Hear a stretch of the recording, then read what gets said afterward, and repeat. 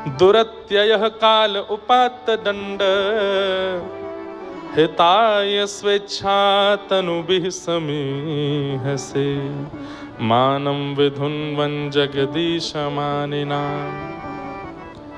हे नाथ, मुझे क्षमा कर दीजिए, मुझसे अपराध हो गया। मैं आपके रूप को पहचान नहीं पाया, आपकी इस लीला को नहीं जान पाया। आप मेरे पिता हैं, मेरे गुरु हैं, आप चाहें तो मुझे दंडित कर सकते हैं। बंधुओं, इंद्र ने अपराध करने के बाद अपने अपराध को स्वीकार किया। हमारे भारत के विशिष्ट संत हुए श्री विनोबा भावे, महाराष्ट्र के। वे कहते थे कि मानव का सबसे सुंदर गुण क्या है? अपने अवगुणों को स्वीकार करना, ये सबसे बड़ा गुण है। कभी आप आजकल के युवाओं को, कभी मुझे लगता है कि हम कथा के अलावा कुछ सत्र किया करें, केवल युवाओं को कुछ समझाने बताने के लिए। कभी अवसर मिले, श्री विनोबा भावे जी के ग्रंथों को मंगाइए और उनको पढ़िए। हमारी व्यासपीठ पर बैठने में और हमारे स्वयं के जीवन में बहुत कुछ श्री विनोबा भावे जी की कृपा से है। उनको बहुत पढ़ा मैंने। उनके कई विषय राष्ट्रवाद के लिए भी हैं, पर मानव उत्थान के लिए, और क्योंकि वे गीता के ही भावों को पढ़ते रहते थे। महात्मा गांधी भी उनके पास जाते थे। बहुत सुंदर उनके छोटे छोटे प्रसंग इतने अच्छे हैं, छोटी छोटी बातें इतनी अद्भुत हैं। अब कितनी अच्छी बात है। मानव का सबसे बड़ा गुण क्या है? बोले अपने अवगुणों को स्वीकार करना, ये सबसे बड़ा गुण है। और मानव का सबसे बड़ा अवगुण क्या है? बोले अपने अवगुणों को स्वीकार ना करना, अपने आप को बहुत गुणवान मानना, ये सबसे बड़ा अवगुण है। बंधुओं, व्यक्ति शीशा देखता है तो शीशे में, शरीर में या मुखमंडल पर जो कमी होती है शीशा दिखा देता है, और उस कमी को आप ठीक कर लेते हो। कोई बाल आगे आ रहा है तो ठीक कर लोगे, आंखों के ऊपर कुछ हो रहा है तो वहां ठीक कर लोगे, नाक टेढ़ी मेढ़ी हो रही है तो सीधी कर लोगे गहने इधर उधर हो रहे हैं तो उसको व्यवस्थित कर लोगे, कपड़ा कुछ ऊपर नीचे है तो ठीक कर लोगे। ठीक वैसे ही बंधुओं, व्यक्ति प्रत्येक दिन अपने अवगुणों को, अपने अवगुण रूपी दर्पण को देखे। मुझ में क्या क्या अवगुण है? क्रोध है, लोभ है, ईर्ष्या है, अभिनिवेश है, ये है, जो भी आपके अवगुण हैं, नित्य उसको यदि आप स्वीकार कर, तो मुझ में ये अवगुण है, तो यह स्वीकारीकरण आधे अवगुण को नष्ट कर देगा। व्यक्ति अस्वीकार करता है, इसलिए वह अवगुण बढ़ता रहता है। आज इंद्र ने आकर के भगवान के सामने तुरंत स्वीकार किया कि मैंने गलती की, मैंने अपराध किया। अच्छा, एक बात होती है कि गलती स्वीकार करना, अपराध स्वीकार करना। गलती और अपराध स्वीकार करने मात्र से काम नहीं चलेगा। वो जो किया है उसका दंड भी स्वीकार कीजिए और उसके लिए प्रायश्चित्त भी कीजिए। केवल स्वीकारीकरण से काम नहीं चलेगा। इसके लिए उचित जो दंड मुझे मिलना चाहिए वो मिलना दीजिए मुझे, और इसका जो प्रायश्चित हो मैं वो भी करूंगा। तब जाकर के आप अपने अपराध से विमुक्त हो पाओगे। लेकिन हमारा आपका स्वभाव कैसा है कि हम अपने अपराधों को सदा नजरअंदाज करते रहते हैं, अपने दोषों को सदा नजरअंदाज करते रहते हैं। इसलिए वो दोष अंतिम समय तक चित्त में रहते हैं, और एक समय आयु हो जाने के बाद तो वो दोष इतना प्रगाढ़ हो जाता है, आपके मुंह पे दिखने लगता है, आपके मुख मंडल पर उसकी झांकी आ जाती है कई बार। और एक बात बोलें, व्यक्ति का चेहरा सब कुछ बता देता है। उसके मुखमंडल की कांति, उसके आंखों का घूमना, उसकी नाक, उसके बोलने का ढंग, उसके होठों का चयन, उसका हंसना, बैठना, बोल, सब बता देता है कि इसमें दोष है कि नहीं। तो कम से कम दोष युवाओं के लिए इतनी बड़ी सुयोग्यता है कि वो अपने अभी इसी उम्र में अपने दोषों को नष्ट कर सकते हैं। यदि रखेंगे अपने अंदर तो कुछ समय बाद चेहरे पर दिखने लगेगा। लोभी व्यक्ति का चेहरा दिखा देता है कि वो लोभी है, क्रोधी का चेहरा दिखा देता है कि वो क्रोधी है, ईर्ष्यालु व्यक्ति की आंखें बता देती कि वो ईर्ष्यालु है, कामी व्यक्ति का मुखमंडल बता देता है, बोलने के शब्द बता देते हैं कि वो कामी है। सब कुछ आपके आवरण में दिखने लगता है। आवरण में वो दोष आवे उससे पहले पहले उस दोष को नष्ट कर दीजिए। और दोष को नष्ट करने का एक ही तरीका है, उसको स्वीकार कीजिए। और स्वीकार करके नित्य बस चिंतन कीजिए कि मुझ में ये दोष है, इसकी निवृत्ति कैसे हो ये मुझे बताओ। तभी वो दोष जाएगा। तो इंद्र ने आकर के कहा कि नाथ मैंने अपराध किया, आप मुझे दंड दीजिए। इसके लिए उचित दंड क्या है मुझे दीजिए। भगवान बोले दंड की आवश्यकता नहीं, तुमने कुछ बुरा नहीं किया। हाँ अपराध तो किया, पर तुम्हारी करनी से एक बहुत अच्छा काम हो गया। बोले क्या? जो दूर दूर भटके ब्रजवासी थे वो सब भी मेरे समीप आ गए। एक गिरिराज छत्र के नीचे सब मेरे समीप चरणाश्रित हो गए, इसलिए मैं तुमसे ज्यादा नाराज नहीं हूं। बस आइंदा से अभिमान रहित होकर के इंद्र अपनी पदवी का पालन करना। चलो जाओ। भगवान ने क्षमा कर दिया। क्षमा बड़े न को चाहिए है? बड़ों का स्वभाव क्या है? क्षमा कर देते हैं। पर कई अपराध अक्षम्य होते हैं, वहां क्षमा करना अपराध होता है।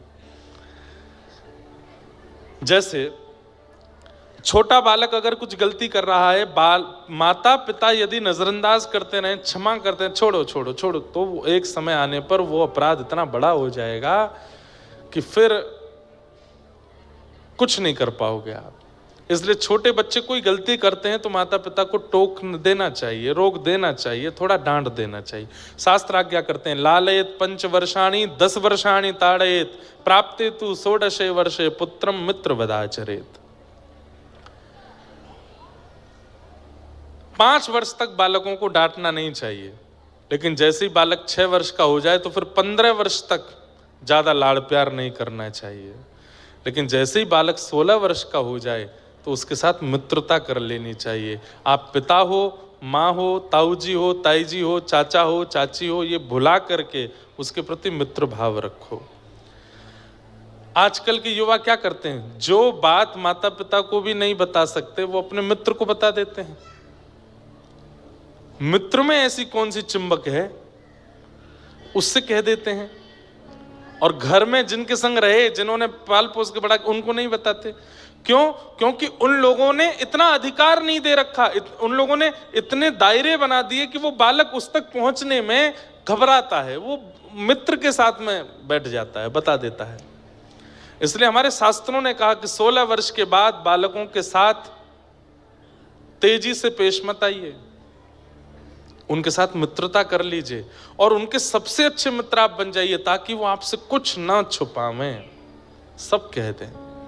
और यदि वो कोई बात कह भी दें और ऐसी बात कह दें जो अस्वीकार्य हो, जिसको आप स्वीकार नहीं कर सकते, तो उनके सामने रिएक्ट मत कीजिए, पीछे से जाकर के उसका कुछ तोड़ ढूंढिए। भाई किसी के जीवन को बनाना इतना आसान नहीं होता है, बहुत लगना पड़ता है। माता पिता की तपस्या होती है बालक के जन्म से लेकर 16 वर्ष की आयु तक उसको निर्माण करना।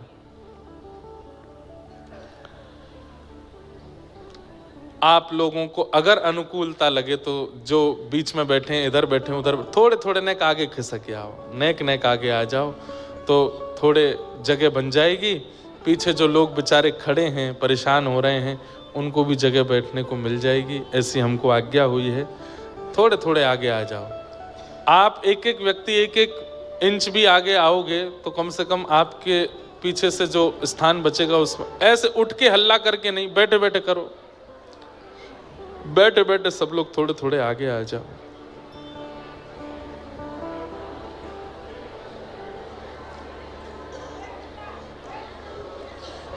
बिना हल्ला किए तो उठेंगे ही नहीं। क्या बताएं महाराज, जल्दी से बैठ जाओ, बैठा दो लोगों को। और कईयों को तो अवसर मिला, 2-4 को कूद काद के आगे आ गए हैं। बैठ जाओ, बैठ जाओ।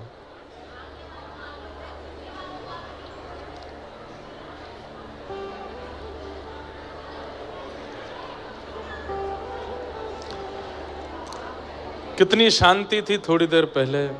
बैठ जाओ। बैठ जाओ। चलो अब जो जहाँ खिसक गए बस ठीक है, जगह मिल जाए ठीक, बाकी जिन लोगों को जगह नहीं मिल रही खड़े हैं, एक दिन की कथा और बची है, कल जल्दी आके अपना स्थान ले लेना। और क्या करें।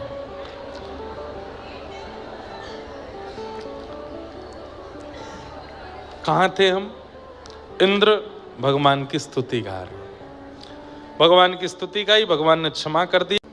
एकादशी व्रत की कथा बताई गई, एकादशी व्रत के नियम बताए गए। बंधुओं, वैष्णवों की 3 निष्ठा हैं, नाम निष्ठा, तुलसी निष्ठा और एकादशी निष्ठा। अगर इन 3 निष्ठाओं में से एक निष्ठा भी आपके अंदर है तो आप वैष्णव हो। कौन कौन सी निष्ठा? नाम निष्ठा, ठाकुर जी के नाम के प्रति इतनी उत्सुकता कि बस नाम गाने सदा रुचि, उसमें रुचि रहती है, जरा कहीं कीर्तन शुरू हो जाए तुरंत मन लग जाता है। नाम निष्ठा, नित्य नाम जपते रहते हैं, मन में चित्त में, कई लोग काउंटर लगा के रखते हैं उसमें जपते रहते हैं, नाम करते रहते हैं। नाम निष्ठा वैष्णव की पहली निष्ठा है। दूसरा वैष्णव का रूप क्या है? तुलसी निष्ठा, अपने गले में तुलसी माला धारण करे, अपने अंग पर तुलसी का स्पर्श होना अनिवार्य है। जिस बिना तुलसी को पधराए ठाकुर जी जल भी पान नहीं करते, हम लोगों का अंतिम समय आएगा तो बिना तुलसी के ठाकुर जी हमको कैसे स्वीकार करें? इसलिए अंतिम समय कभी भी आ सकता है, तुलसी पहनो। और एक बात बताएं, वृंदावन जाइएगा अब की बार, और ये वाली जो तुलसी है, तुलसी भी है इसमें, भक्तमाल जी हैं मध्य में, अगर ये धारण कर सको तो ये धारण करो। इसमें सब भक्तों के नाम हैं और ये सदा आपके चित्त में विराजते हैं। श्री नाभा गोस्वामी जी के सुंदर भक्तमाल भाव में इसकी बड़ी निष्ठा बताई गई कि जो भक्तमाल अपने चित्त में धारण करता है, अंतिम समय जब उसका आता है, अंतिम काल जब उसका आता है, प्राण निकलने का समय जब आता है, तो जितने भक्त हैं ठाकुर जी के, ध्रुव जी से लेके प्रहलाद जी तक, मीराबाई से लेके सूरदास तक, कुम्भनदास से लेके और नरसिंह मेहता तक, सब प्रकट हो जाते हैं और प्रकट होकर के उस वैष्णव को निकुंज में लेकर के जाते हैं, अगर भक्तमाल जी अंतिम समय पर आपके चित्त से स्पर्शित हैं तो। लेकिन इनको धारण करने के बाद कम से कम भक्ष मदिरा सेवन, अशुद्ध आचरण, उनसे बचना पड़ेगा, क्योंकि इनको धारण करने के बाद अगर कुछ अनर्गल खाया पिया तो फिर दंड और लगेगा, अपराध और लगेगा। तो बस वो आपको करना है। बाकी इनको धारण कर लो, दाएं दाएं डोलो खूब मस्त। जब प्राण निकलेंगे इनमें से सब भक्त प्रकट हो जाएंगे। और भक्त, ठाकुर जी नहीं आ पाए तो क्या हुआ, भक्त आ जाएंगे। अरे भाई, कहीं पर एंट्री करनी है, हम पे वहाँ का पास नहीं है या अधिकार, वहाँ जो आपका मित्र है उससे मित्रता कर लो, वो मित्र आपको बिना पास के एंटर करा ले जाएगा अंदर, आगे जाके बैठा देगा। ठीक वैसे ही निकुंज में हमारी एंट्री नहीं है, पर हम अगर किसी भक्त को रिझा लें, सूरदास जी को मनाते चलो, मीराबाई को मनाते चलो, नरसिंह मेहता को मनाते चलो, कुम्भनदास को, अपने जीवन में एक भक्त को आश्रय अपने चित्त में विराजमान, उनको भी मनाते चलिए। राधा वल्लभ जी प्रिय लगते हैं तो फिर चित्त में एक भक्त को भी बैठाओ, राधा वल्लभ जी के दर्शन करो और फिर चित्त के उस भक्त को भी मनाओ। बोले हमारी तो योग्यता नहीं इनके चरण मिले, आप प्रसन्न रहना, आप अंतिम समय में कृपा करके हमको ले चलना है इनके पास। आहा, तो भक्तमाल जी धारण करो, कंठी धारण करो, तुलसी धारण करो। और तीसरी निष्ठा होती है वैष्णव की एकादशी निष्ठा। वो एकादशी के दिन अन्न का सेवन नहीं करता, लेकिन हमारी कई परंपराएं हैं वहां पर एकादशी नहीं होती। जैसे जगन्नाथपुरी में एकादशी नहीं है। इसका मतलब क्या है आपको बताऊं, बहुत गुप्त बात बता रहे हैं, ध्यान से पाते हैं और सबको भी भात पवाते हैं। और उस दिन अगर कोई जगन्नाथपुरी में एकादशी के दिन भात नहीं पाता, महाप्रसाद नहीं पाता, तो उसको दंड और लगता है। लेकिन एकादशी है और आप जगन्नाथपुरी में हो तो आप होटल में नहीं खा सकते, आप बाहर की रसोइयों में नहीं खा सकते, वहां तो आपको व्रत का ही खाना पड़ेगा। आप केवल और केवल मंदिर का प्रसाद पा सकते हो, उसमें कोई दोष नहीं। और केवल जगन्नाथपुरी नहीं, हमारी बात ध्यान से सुनना। आप घर पे बैठे हैं, एकादशी है और उसी समय कोई बद्री विशाल भगवान का प्रसाद लेकर के आ गया, कोई श्री रंगनाथ भगवान का खीरांग लेकर के आ गया। अब आप मन में विचार करो, ये तो अन्न है तो अपराध है ना। चाहे एक कणिका लीजिए, उसमें से एक तिनका लीजिए, आपको लेना ही चाहिए। प्रसाद के प्रति अन्न बुद्धि नहीं, प्रसाद के प्रति वस्तु बुद्धि नहीं, प्रसाद के प्रति सामग्री की बुद्धि नहीं होनी चाहिए। प्रसाद के प्रति तो प्रसाद की बुद्धि है, वो अन्न नहीं है। आप उसको अन्न समझ के पाओगे तो फिर प्रसाद के प्रति अपराध बन जाएगा। चैतन्य महाप्रभु कहते हैं प्रसाद क्या है? बोले महाप्रसाद है गोविंदे, वो तो साक्षात गोविंद हैं। अगर एकादशी भी है और उस दिन कोई अन्न की बनी सामग्री मंदिर की प्रसाद के घर पे आ जाए, पूरी मत पाओ, थोड़ा सा उसमें से लेके मुख में ले लो, प्रसाद का सम्मान करो। तो गुप्त बात यह है कि महाप्रभु जगन्नाथ जी साल भर की समस्त एकादशियों में महाप्रसाद पाते हैं, लेकिन जैसे ही स्नान पूर्णिमा आती है, स्नान पूर्णिमा के बाद 15 दिन जो मंदिर बंद रहता है रथ यात्रा तक, उतने दिन महाप्रभु जगन्नाथ जी अन्न सेवन नहीं करते। तो इसका मतलब क्या है? साल भर की सबरी एकादशी एक बार में कर लेते हैं जगन्नाथ जी, सबरी एकादशी कर लेते हैं। तो इसका मतलब क्या है? यदि आप एकादशी जगन्नाथपुरी में करके आए हैं तो वहां महाप्रसाद पाइए। जो एकादशी करते हैं उनके लिए बात है, लेकिन जैसे ही लौट करके आप वापस अपने नगर स्थान पर आ जाते हैं तो अगली एकादशी जब आवे तो उस एकादशी पर एक नहीं 2 व्रत कीजिए। कैसे? एक तो अन्न का व्रत हो गया, दूसरा मौन व्रत हो गया। मौन भी कीजिए, मौन भी रहिए, एकादशी के दिन बोलना नहीं है, और सूर्यास्त तक मौन रहिए। ये 2 व्रत ये तभी कर सकते हो आप, ये 2 स्थिति में किया जा सकता है। वैसे कोई आवश्यकता नहीं है इसकी। जगन्नाथपुरी में महाप्रसाद पाए तो वो एकादशी ही मानी जाती है, पर फिर भी कई लोगों के मन में बहम होता है, हमने अन्न पाया, ये पाया। पहली बात तो अन्न बुद्धि नहीं, महाप्रसाद पाया। दूसरी बात, आपकी बहुत निष्ठा है कि नहीं हमने एकादशी एक नहीं हो पाई, हमसे व्रत नहीं कर पाए, तो अगली एकादशी पर 2 एकादशी करो, अन्न की भी व्रत करो, मौन का भी व्रत करो। आप तब पालन कर सकते हो जब एकादशी आपकी पूर्व की कोई छूट जाए। जैसे यात्रा में होने के कारण, घर में कोई घटना हो गई उसके कारण, या फिर घर में कोई ऐसी बात थी, या कुछ आप अस्वस्थ थे, हॉस्पिटलाइज्ड थे, या कुछ भी था जिसके कारण आपकी एकादशी छूटी, तो अगली एकादशी पर उसकी भरपाई करो। अब जैसे मान लो आपकी 3-4 एकादशी छूट गई, तो 3-4 एकादशियों में अन्न व्रत और मौन व्रत दोनों करो, ताकि उसकी पूर्व की छूटी हुईयों की भी भरपाई होगी। पर एकादशी करनी चाहिए। श्री तुकाराम जी महाराज, नहीं, श्री नामदेव जी महाराज एकादशी के प्रति इतनी निष्ठा रखते थे, वो स्वयं तो पाते ही नहीं थे, और किसी को खाते हुए देखते थे तो जाके दंडवत चरणों में गिर जाते, बोले तेरे हाथ जोड़ू भैया, आज एकादशी, अन्न मत पाओ, अन्न मत पाओ। क्यों? एकादशी के दिन अन्न में पाप का निवास होता है। अच्छा, अब ये थोड़ी इस बात को समझिएगा, उससे होता क्या है? एकादशी के दिन अन्न खाने से पाप लगता नहीं है, तो आप पूर्व में गंगा स्नान करके जिस पाप को नष्ट करके आ चुके हैं गंगा में, वो पाप पुनर्जागृत हो जाता है एकादशी के दिन अन्न खाने से। पूर्व के किए हुए पाप जो प्रायश्चित्तों से, नदी स्नान से, देवलोक भ्रमण से, ब्राह्मणों के आशीर्वाद से जो नष्ट हो चुके हैं, एकादशी के दिन अन्न सेवन करने से वो पुनर्जागृत हो जाते हैं। तो क्या करें? नहीं पाना चाहिए, अन्न नहीं पाना चाहिए। तो श्री नामदेव जी महाराज किसी को एकादशी स्वयं भी करते थे, किसी को खाने भी नहीं देते थे। और तो और एकादशी के दिन नामदेव जी अपने मोहल्ले में डोलते थे, घरों में जाके खिड़की खोल खोल के देखते थे कोई अन्न तो नहीं खा रहा। तो वो सब लोग कहते तुम्हारा क्या बिगड़ रहा, हम खा रहे हैं, हमारा मन, हमें नहीं रखनी एकादशी। तो द्वार पे बैठ के रोने लग जाते नामदेव जी, बोले आज अन्न मत खाओ, आज एकादशी है, आज मत खाओ। तो इतनी उनकी एकादशी के प्रति निष्ठा कि एक दिन भगवान बोले मैं परीक्षा लाऊं या कि, और श्री विट्ठल भगवान, पांडुरंग भगवान एक ब्राह्मण का रूप धारण करके आए और पूरे नगर में रोते हुए घूम रहे हैं। अरे मैं बहुत भूखा हूं, मैं बहुत प्यासा हूं, मुझे कोई अन्न पवाओ, मैं 4 दिन से यात्रा पर हूं, मुझे बहुत तेज भूख लगी है।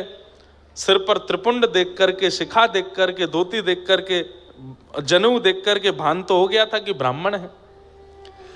नामदेव जी के द्वार पर जाके ही गिरे भगवान। नामदेव जी बोले, अरे अरे विप्रदेव आए। विप्र पत्नी से कहा, उठाओ उठाओ उठाओ। क्या कहिए भगवान, क्या?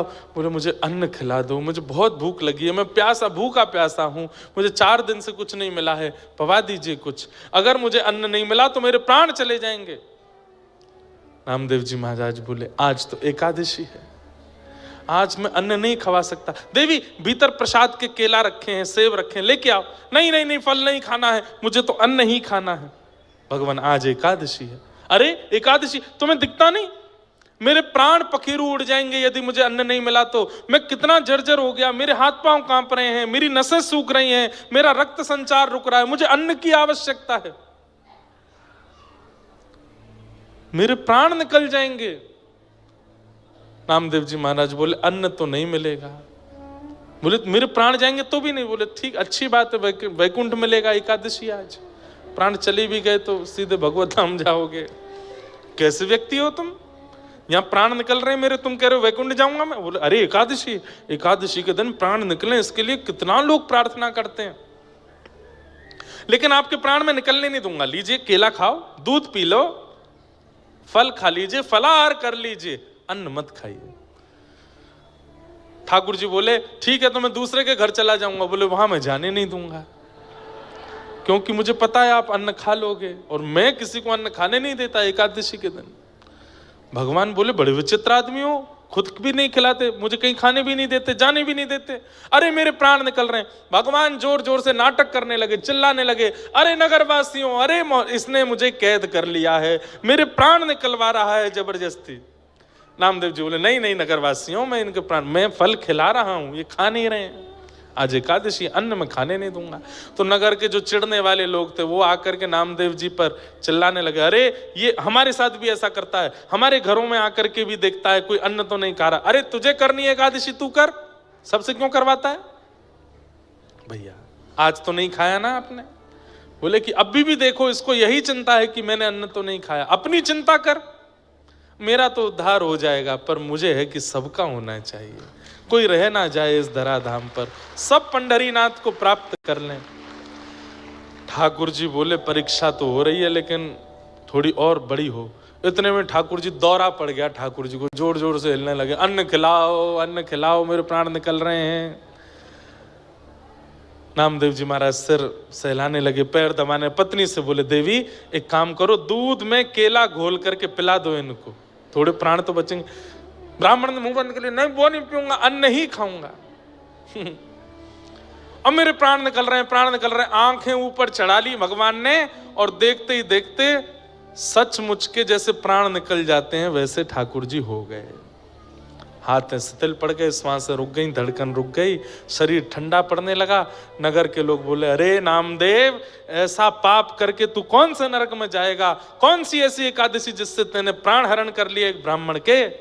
देव जी महाराज पत्नी से बोले, देवी हमारी निष्ठा के कारण किसी के प्राण गए हैं, ये अकेले नहीं जाएंगे, इनकी चिता में हम लोग जीवित प्रवेश करेंगे, हम भी इनके साथ जाएंगे, हम नहीं रहेंगे, हमारी वजह से प्राण गए। अपने घर में ही चिता बनाई, उनका शव रखा, एक शव की तरफ पत्नी पति और सब बच्चों को भी बैठा लिया, और अग्नि हाथ में लेकर के नीचे चिता में अग्नि प्रज्वलित कर ली। हाथ जोड़ के बैठ गए, हे पंडरीनाथ, मैंने एकादशी नियम तोड़ा नहीं, पर मैं किसी को देखता भी नहीं अन्न खाते हुए, इसलिए इन विप्र के प्राण गए, इसलिए मैं अपने प्राणों की आहुति इनके साथ दे रहा हूं। सब नगर के लोग देखते रहे। अग्नि जैसे ही प्रज्वलित हुई, ताप जैसे ही उस शव को लगा, उस शव थोड़ी, वो तो भगवान थे। ठाकुर जी कमर में गर्मी से लगी, इतने में ठाकुर जी उठ के बैठ गए, शंख चक्र गदा पद्म धारण चतुर्भुज रूप में प्रकट हो गए। चिता के अंदर से नामदेव जी को, पत्नी को, सबको बाहर निकाला, हृदय से लगा लिया। अरे मेरे नामा, मैं तो परीक्षा लेने आया था तेरी, और तुम उस परीक्षा में सफल हुए, तुम्हारी निष्ठा देखने आया था, कैसी निष्ठा मेरी एकादशी के प्रति। और ये दृश्य देख करके सब नगरवासियों ने भी प्रण ले लिया कि भैया अब हम भी एकादशी करेंगे। जब एकादशी से ठाकुर जी की इतनी प्रसन्नता है तो हम क्यों ना हो। बंधुओं, मैं अपने उद्धार के लिए जब कोई काम करता हूं ना, ठाकुर जी इतने खुश होते हैं, इतने खुश होते हैं। आप अपने उद्धार के लिए जब क्रिया करते हो, ठाकुर जी कहते हैं सोने का छत्र मत चढ़ाओ, पोशाक मत चढ़ाओ, इत्र मत चढ़ाओ, दान दक्षिणा पेटी में मत चढ़ाओ, पर अपने कल्याण उद्धार के लिए तुम क्रिया करो। मुझसे ज्यादा प्रसन्न कोई नहीं होता। ठाकुर जी कहते हैं मुझे इतनी खुशी होती है जब व्यक्ति अपने उद्धार के लिए क्रिया करता है। एकादशी व्रत जब व्यक्ति करता है, उत्साह के साथ करता है, उस दिन ठाकुर जी इतने प्रसन्न होते हैं, हमें देख करके रीझते हैं ठाकुर जी। और यदि वो प्रसन्न हमारी एक क्रिया से होते हैं तो हम क्यों ना करें उन्हें प्रसन्न। अरे संसार में रहने वाले प्रेमी जन एक दूसरे के लिए कितना त्याग करते हैं। क्या हम ठाकुर जी के लिए 15 दिन में आने वाली एक एकादशी में अन्न त्याग नहीं कर सकते? करिए, और बड़ी निष्ठा के साथ इसको करिए। इस प्रकार बताते हुए अब आगे रास पंचाध्यायी का प्रसंग आया। भगवान पिता रात्रि शरदोत्फुल्ल मल्लिका विक्षरन्तुम मनश्चक्रे योग मायामुपाश्रित। बंधुओं, संपूर्ण श्रीमद् भागवत में एक विलक्षणता है। बहुत ध्यान से सुनिए सब लोग, इधर देखो। श्री परीक्षित जी प्रश्न करते हैं और सुखदेव जी उत्तर के रूप में कथा सुनाते हैं। लेकिन रास पंचाध्यायी के विषय में आता है कि यहां परीक्षित ने प्रश्न नहीं किया कि मुझे रास लीला के बारे में बताओ, सुखदेव जी अपने आप ही सुनाने लग गए। क्यों? क्योंकि रास का प्रसंग ऐसा है कि जब तक इसमें प्रविष्टि नहीं होगी, इसमें प्रवेश नहीं होगा, संपूर्ण लीलाएं अधूरी सी हैं। भगवान का प्राण है रास पंचाध्यायी। मैं हर कथा में बताता हूं, आज फिर बता रहा हूं, रास का मतलब नृत्य नहीं होता। आप नैमिषारण्य आए हैं कथा सुनने के लिए, ये रस है। लेकिन नैमिषनाथ भगवान आपके घर आ जाएं आपका प्रेम लेने के लिए, वो रास है। आप वृंदावन जाते हो, वो रस है, पर वृंदावन बिहारी आपके पास आ जाते हैं, वो रास है। आप जगन्नाथपुरी जाते हो, वो रस है, पर जगन्नाथ जी आपके घर आ जाते हैं, वो रास है, वो रास है। समझ में आई बात? आप प्रधानमंत्री से मिलने गए, वो रस, पर प्रधानमंत्री आपके घर आ गए, वो रास। रास का मतलब क्या है? मैं हरि का सुमिरन करूं, ये रस है, पर हरि मेरा सुमिरन करें, ये रास है। अपने आप को इतना योग्य बना लीजिए, भक्ति मार्ग में इतना निपुण कर लीजिए कि मेरा सुमिरन हरि करें, मैं पावा विश्राम। भक्ति पथ में गंतव्य क्या है? किसी ने मुझसे कहा आपकी व्यासपीठ का नाम भक्ति पथ है, इस भक्ति पथ का गंतव्य क्या है, डेस्टिनेशन क्या है? तब मैंने कहा भगवत ठाकुर जी मिल जाएंगे तो पथ तो रुक जाएगा, और ये पथ कभी रुकता नहीं है। तो भक्ति पथ का गंतव्य क्या है? बोले मैंने सुमिरन करने से प्रारंभ किया था तो मैं भक्ति पथ पे था, पर मैं सुमिरन करते करते ऐसी स्थिति आई, अब मेरा सुमिरन हरि करने लग गए हैं, ये भक्ति पथ का गंतव्य है। ठाकुर जी मेरा स्मरण करने लगे। आप कहोगे महाराज जी क्या कहना चाहते हैं, भगवान हमारा भजन करते हैं? बोले हाँ। आज पंढरीनाथ भगवान की याद आ रही है। श्री विट्ठल भगवान महाराष्ट्र में विराजमान है।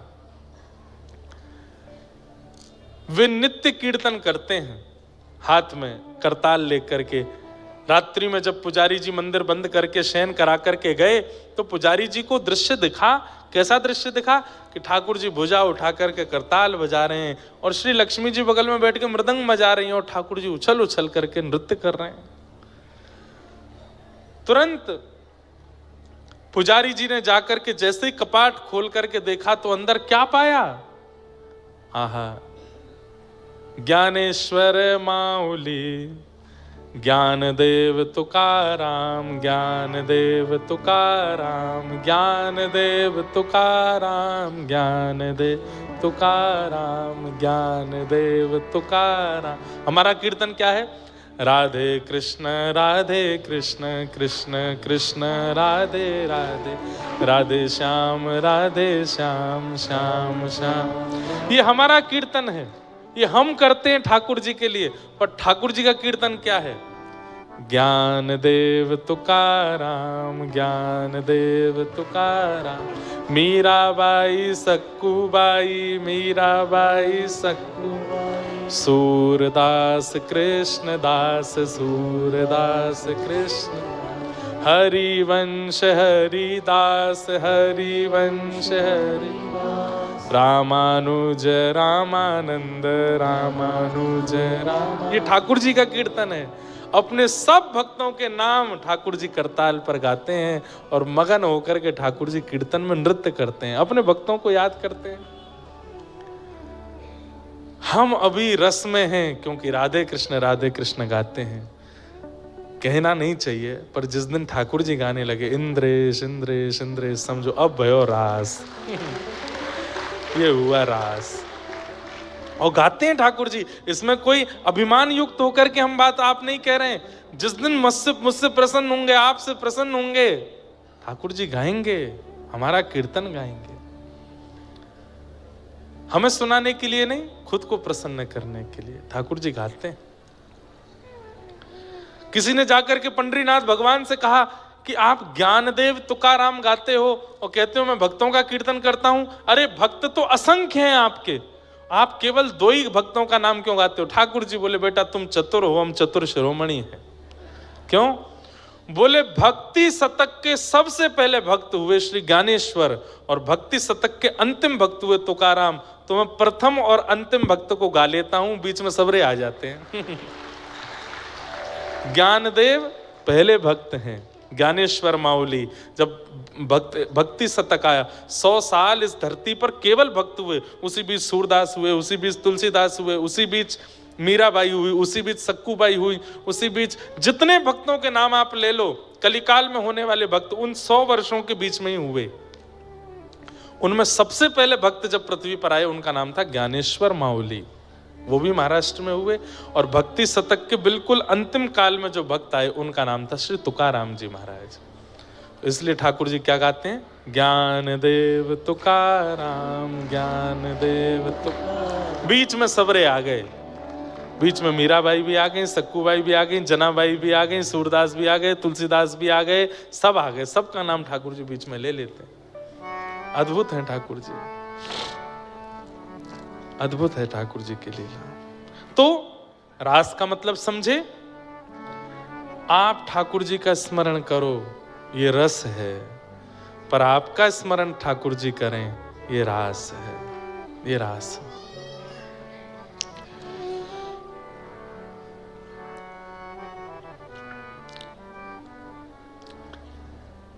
रास पूर्णिमा का दिन आया, शरद पूर्णिमा का दिन आया, और जैसी पूर्णिमा का चंद्रमा प्रकट हुआ, गोपियों के चित्त में हलचल होने लगी। क्यों?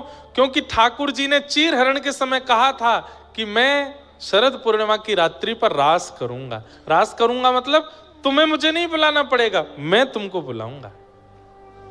और आज गोपियां विचलित हैं, व्याकुल हैं, श्याम सुंदर मिलेंगे, श्याम सुंदर बुलाएंगे। और इतने में ही कदम वृक्ष के नीचे बैठ गए ठाकुर जी और वन में जाकर के आहा क्या कर रहे हैं ठाकुर जी? निशम्य गीतम तदनंगवर्धनम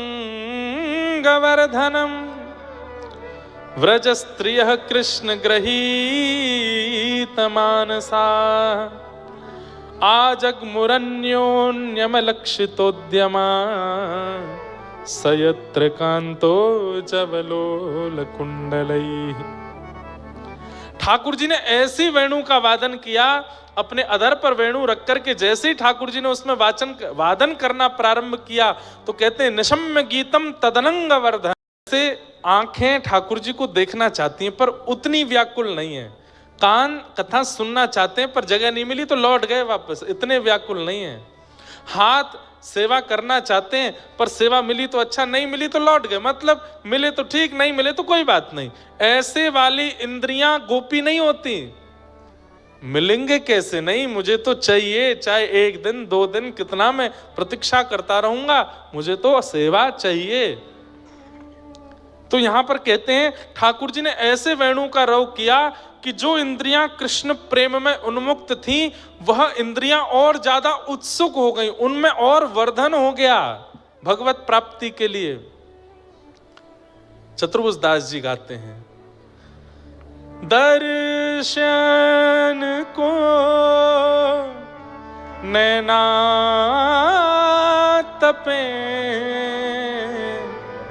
वचन सुनन को कान, हिय के जीवन प्राण, गोवर्धन वासी सांवरे, गोवर्धन वासी सांवरे। लाल तुम बिन रयो न जाए रे, गोवर्धन वासी। कभी हुआ बंधु ऐसा?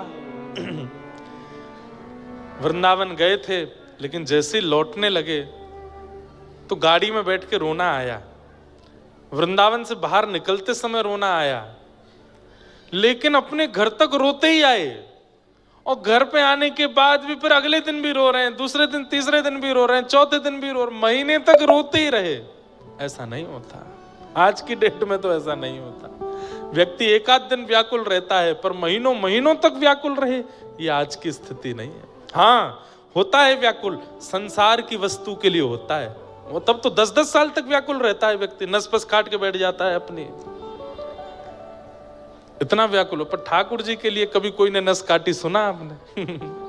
अब भैया कर मत लेना कहीं, उससे ठाकुर जी नाराज और हो जाएंगे। शरीर को ठोस मत पहुंचाना, व्याकुलता चित्त से होती है भाई, शरीर से नहीं। ये शरीर की गतिविधि अव्यवस्थाओं से कोई अपना प्रेम दिखाना चाह रहा हो, महापाखंडी है वो, ढोंगी है, हृदय से नहीं दिखा पा रहा, इसलिए शरीर से दिखाने का प्रयास कर रहा है। हृदय से दिखाओ।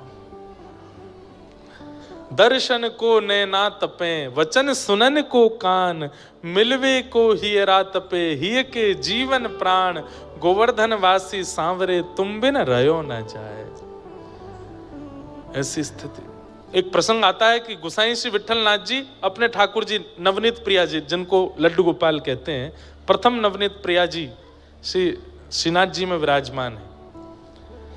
इस पूरे ब्रह्मांड के सबसे पहले लड्डू गोपाल, छोटे से हैं, इतने होंगे, नवनीत प्रिया जी।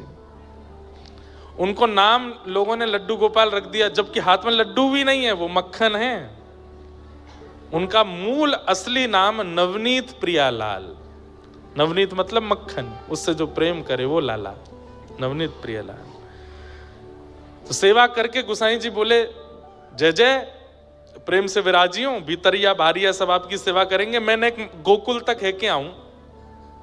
ठाकुर जी सिंहासन पर ऐसे बैठे हैं, जैसे ही गोसाई श्री विठलनाथ जी मंदिर से बाहर निकल के गए, नीचे अपने रथ पर बैठे, ऊपर मंदिर की ओर देखा तो क्या पा रहे हैं, नवनीत प्रिया जी अपने सिंहासन से उठ के जंगला पे खड़े होकर के पूछ रहे हैं, जल्दी आ जाइयो, मुझको आपकी बहुत याद आवे, जल्दी आ जाइयो, मेरो मन ना लगे। गोसाई जी देख करके गए ही नहीं, रथ को भेज दिया, बोले कि अपने जय जय को मैं कष्ट नहीं दे सकता। बेचारे इतने व्याकुल, इसको कहते हैं रास। ठाकुर जी आपके लिए व्याकुल हो जाएं, आपके लिए उत्सुक हो जाएं। तो गोपियां जैसे ही कानों में वेणु रव पड़ा, सबकी इंद्रियां कृष्ण प्रेम में उत्सुक हो गईं, दौड़ने लगी गोपियां कृष्ण मिलन के लिए। जैसी अवस्था में थी, ये भी विचार नहीं किया घर के लोग क्या कहेंगे, मेरा काम अधूरा है, इसको छोड़ के चली जाऊं, पति डांटेगा, सास कुछ कहेगी, न कुछ विचार नहीं किया, निकल पड़े सीधे ठाकुर जी के पास। प्रेम ऐसा ही होता है, इतनी चिंता नहीं की जाती। दौड़ पड़ी गोपियां, और जैसे ही वन में पहुंची, वहां जाकर के देखा श्याम सुंदर मधुर वेणु बजा रहे हैं, और सब सामने खड़ी हैं गोपियां। आहा, भगवान ने कहा स्वागतम वो महाभाग प्रियम किम करवाणि व ब्रजस्यानामयम कश्चित् ब्रूता। आइए स्वागतम स्वागतम, सब गोपियों का बहुत बहुत स्वागत। कितनी गोपियां गईं? बोले लाखों गोपियां थीं। और कितनी उम्र की गोपियां हैं? कोई स्पेसिफिक एज ग्रुप की गोपी गई हैं क्या ठाकुर जी से मिलने? तो कहते हैं आबाल वृद्ध वनिता। ठाकुर जी के रास में आने वाली गोपियों में सबसे छोटी गोपी 5.5 से 6 वर्ष की है। कितने की?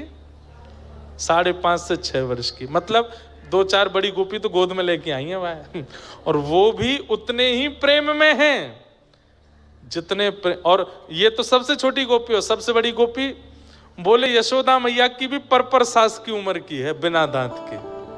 वह 2 गोपी इनको